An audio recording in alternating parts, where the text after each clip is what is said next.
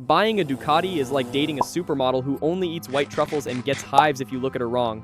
She's gorgeous, but your bank account is in intensive care. Sometimes, you just want a bike that doesn't treat a Tuesday morning commute like a high-stakes poker game with your retirement fund.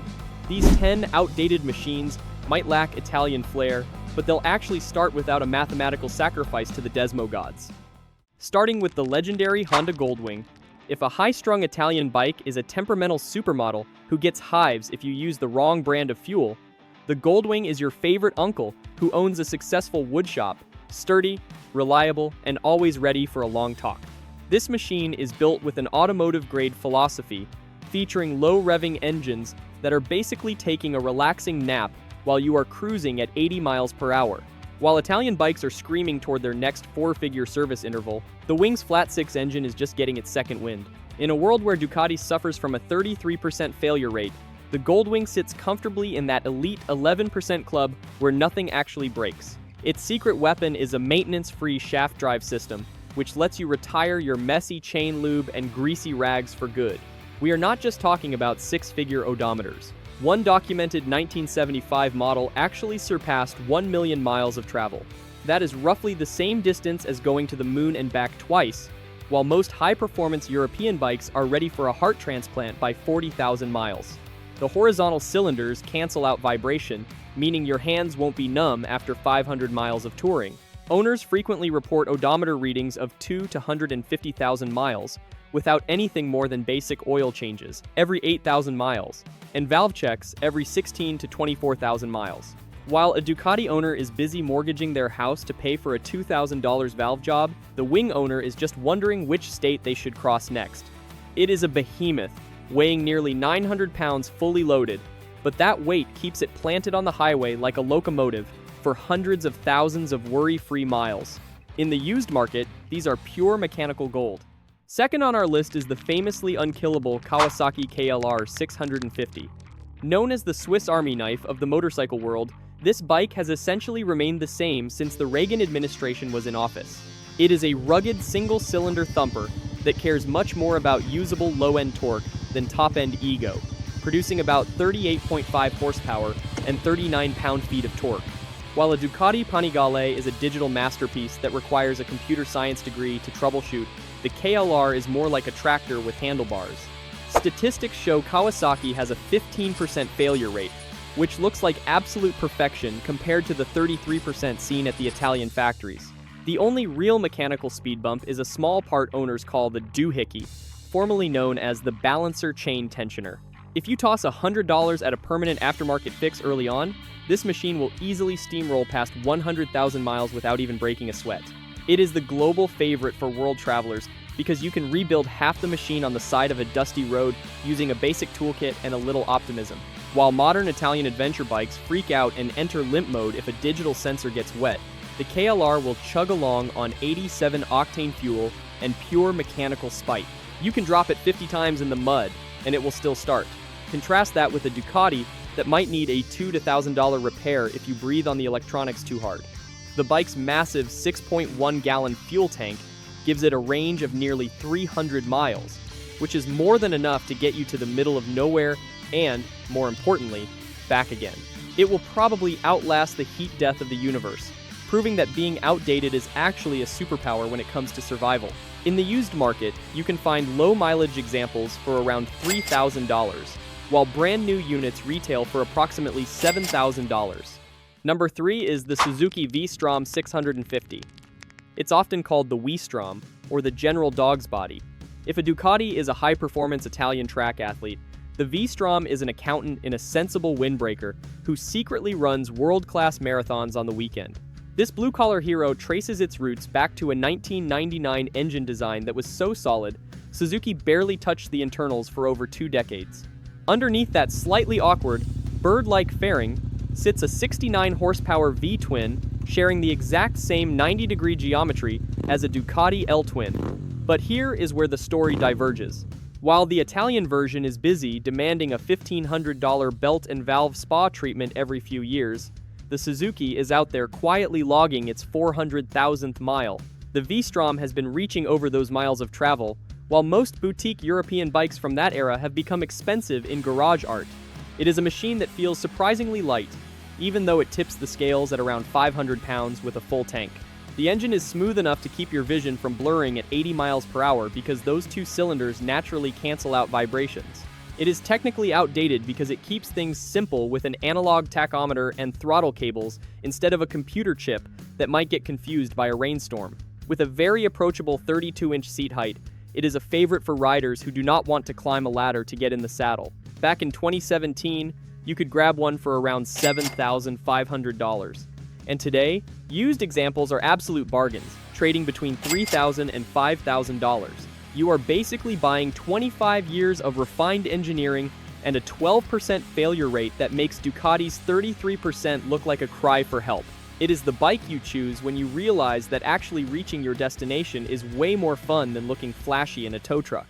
Let's get real for entry number 4, Suzuki DR650. This is basically a mechanical cockroach in a world of high-performance butterflies. Known affectionately by its cult following as the Bush Pig, this bike achieves legendary reliability by simply not having the parts that usually break.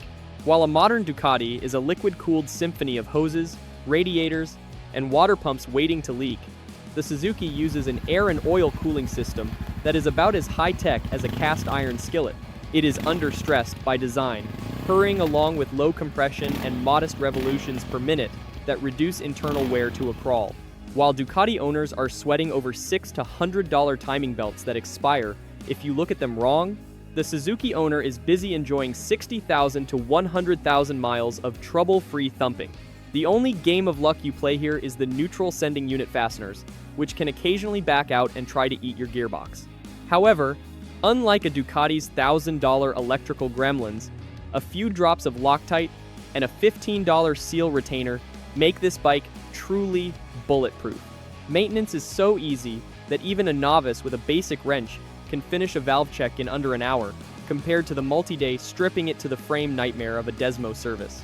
You can snag a rugged used unit for anywhere between $1,800 and $5,000 to $1,000, giving you a machine that will likely outlive your current relationship status. It won't win any beauty pageants against a shiny Italian sport bike, but when you are 50 miles deep into the wilderness, you don't want a supermodel. You want a tractor that will not bleed your wallet dry. The DR650 stands as a minimalist masterpiece, built for riders who prefer riding over waiting for parts to arrive from places you can't even pronounce. Before we tackle the second half of this list, let us be real for a second. If you own a Ducati, you probably spent your morning explaining to your spouse why a $1,500 valve check is actually a lifestyle investment. If you're enjoying this list and value your retirement fund over peak horsepower, consider sending this to that one friend who is always planning a shopping spree for carbon fiber bits and performance upgrades that they definitely do not need. Now, back to our regularly scheduled programming of motorcycles that are basically tractors with handlebars. Next up, Honda XR650L. Honda released this bike in 1993 and then essentially left it alone. Not because they forgot about it, but because there was nothing to fix. The XR650L has been in continuous production on roughly the same mechanical blueprint for over 30 years, which means every problem this platform is capable of developing has already been identified, documented, and solved by someone who bought one in the 90s and still has it. The engine runs a dry sump system where the frame itself acts as the oil reservoir, giving it superior ground clearance and keeping the engine lubricated at extreme angles on a trail. It is air-cooled and purely so, which means religious oil maintenance is non-negotiable in heavy traffic, but it also means there is no radiator to crack, no water pump to fail, and no cooling hose to age out on a remote road. 40 horsepower through a carburetor that the community has been rejecting, uncorking, and optimizing since the Clinton administration means this platform is as well understood as any motorcycle you can buy. The one known gremlin is the CDI unit, which can fail from heat or corrosion over time. Parts are inexpensive and universally available, which is the recurring theme on a bike that has been in the same basic form for 3 decades. Compare that to a Ducati Diavel, where an electrical fault is basically a high-stakes poker game played with your entire bank account. The XR650L has a seat height that requires most riders to learn a dignified slide-off at stops, but it is built for hell-and-back durability rather than city slicker aesthetic. And when properly maintained with religious oil changes, these 40 horsepower thumpers easily push past 70,000 to 100,000 miles without a complaint. Used prices run from $3,500 for high mileage examples up to $6,500 for clean ones, and new models start at $6,999. 30 years of the same bike means 30 years of owners who already know what yours needs before you do. Sixth in our lineup, the Yamaha T-Dub 200. This is a machine that looks more like a two-wheeled, fat-tired tractor than a traditional motorcycle, and that is entirely the point. It is the undisputed king of low-speed reliability, featuring a 196cc air-cooled engine that is about as complex as a lawnmower, but twice as tough. While Ducati owners are losing sleep over the possibility of a snapped timing belt turning their engine into expensive confetti, the T-Dub owner enjoys the ultimate peace of mind because it runs a non-interference engine. This means even if you are the world's worst mechanic and somehow break the timing system, the valves will not strike the piston and end your ride in a shower of sparks. Because it is designed for utility work and slow-speed trail crawling, the engine never faces the extreme thermal stress or high RPM torture that causes high-performance Italian machines to melt their own seals. An oil change costs about $30 and takes 10 minutes, compared to a Ducati major service that costs more than a decent used car. It is the gateway drug to motorcycling that nobody ever actually wants to quit because it just keeps chugging along on pure mechanical certainty. Whether you are using it as a farm tool or a city commuter, the T-Dub 200 treats every trip with the same goat-like persistence. You can leave it sitting in a shed for 3 years, and with a fresh battery and a little encouragement, it will start right up and crawl over a mountain range. Contrast that with a Ducati that gets sad and starts throwing sensor errors if it is not ridden every Tuesday. The T-Dub is objectively obsolete by every modern performance standard, yet it remains one of the most resilient tools in the history of the sport. A comical, oversized tire-wearing legend that prioritizes miles per dollar over ego per hour. Seventh on our list, the BMW Airhead Boxers produced between 1969 and 1995. Think of these as the mechanical grandfathers of the motorcycle world. They are cranky, they smell a bit like old gasoline, and they will probably outlive every modern superbike in the parking lot. These bikes earned their nickname because the engine is cooled by air rushing over 2 cylinders sticking out of the sides like oversized metal ears. This design philosophy is the polar opposite of a Ducati 916.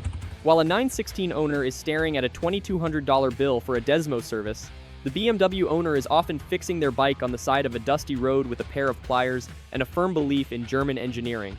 It is the ultimate unplugged experience because there are 0 computers to tell you that your life is a lie. Inside that engine, you will find push rods, instead of high-tension belts, which is 1950s technology that just works. Riders say it feels more like a tractor than a sport bike, with a raw, vibrating mechanical feedback that makes you feel every explosion in the combustion chamber. Back in the day, you could pick these up for a song, but now the cult following has pushed used prices between $4,000 and $8,000 for a clean runner. You can expect a top-end refresh around 80,000 to 100,000 miles, but that bottom end is known to chug along for 250,000 miles without a whimper. It is outdated because it uses carburetors and lacks any modern safety net, but that is exactly why people keep them forever. It is the two-wheeled equivalent of a manual typewriter. It does one job with absolute mechanical certainty. It expects you to be a mechanic, and in return, it promises to never leave you stranded as long as you have a basic toolkit and some spare time. Number 8 on the countdown, the Honda Shadow 750. A bike that is basically a set of comfortable orthopedic shoes disguised as a Rebels cruiser. Honda's answer to the American V-twin craze took the cruiser aesthetic and stripped away the oil leaks and the will it start today anxiety that tends to follow Italian alternatives around like a bad reputation. Compare it to a Ducati Monster for a second. The Monster is like a pair of high-fashion Italian heels. Stunning to look at, but they will give you blisters and empty your wallet for maintenance every few thousand miles. The Monster also gets famously hot in traffic, while the Shadow uses liquid cooling to keep things calm even when you are stuck in a summer gridlock. The Shadow's real party trick is its hydraulic valve lifters. The engine uses oil pressure to automatically set the valve clearance, which means your maintenance bill for valve adjustments is exactly $0 for the entire life of the machine. Contrast that with a Ducati owner who has to schedule a $3,000 service just to make sure their engine does not eat itself. You also get a maintenance-free shaft drive on many models so you can toss your chain lube in the trash. It is a heavy bike, weighing around 500 pounds, and with 45 to 50 horsepower, you are not going to win many drag races. But it handles highway speeds of 70 miles per hour with a stable feel that makes long trips genuinely comfortable. Back when it was new, it was a bargain basement entry cruiser.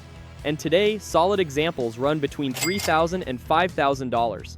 It is outdated because it is slow, heavy, and lacks any digital soul, but it performs exactly the same way every time you hit the button. That is more than most boutique Italian bikes can say when the weather gets moody. Next in the 9 spot is the Honda Nighthawk 750. A machine with an inline 4 that represents a time when Honda perfected the art of the hassle-free commuter. This machine traces its lineage all the way back to the mid-80s CB700SC, and it was built for the rider who decided that maintenance should be an optional hobby rather than a mandatory second mortgage. Let's look at it next to a modern Ducati Scrambler.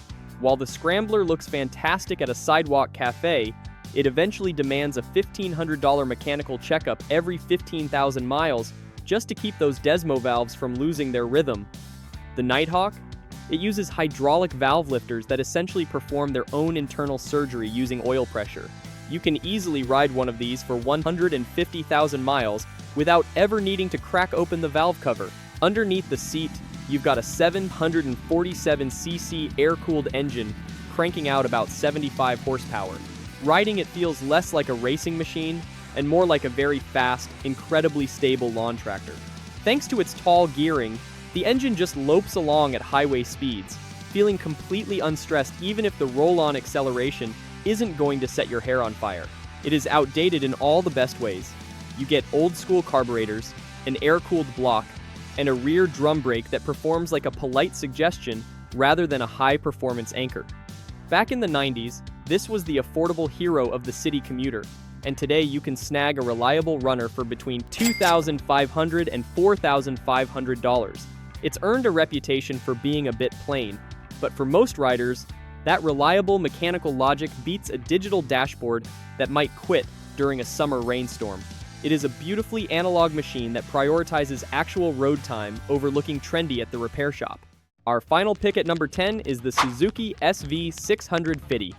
This is a bike that has probably taught more people how to ride than any other machine in history. First launching in 1999 as Suzuki's attempt to build a middleweight with actual soul, they accidentally created a mechanical legend. Let's place it next to a classic Ducati Monster 696. The Monster is a gorgeous, trellis-framed piece of Italian art, but it can be as moody as a teenager if you leave it sitting in the garage for more than a week. The SV650, however, possesses what riders call dormancy resilience. There are documented cases of these bikes being pulled out of shipping containers after 4 years of total neglect and starting on the first attempt with nothing more than a fresh battery and some clean fuel. Its 90-degree V-twin produces a punchy 69 horsepower and is a masterpiece of balance, naturally canceling out the vibrations that can shake bolts loose on high-strung Italian twins.